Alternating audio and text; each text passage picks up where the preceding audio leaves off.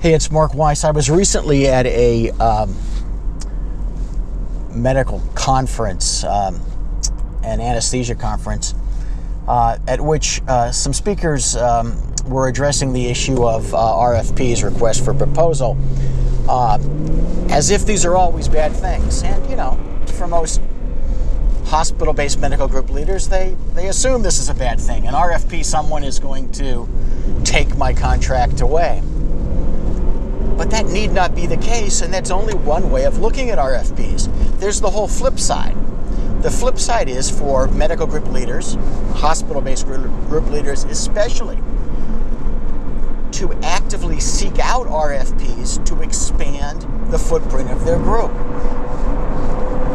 In doing so, you position yourself in essence as a buyer. You don't have to buy a deal that's bad. You don't have to buy an RFP deal that's bad.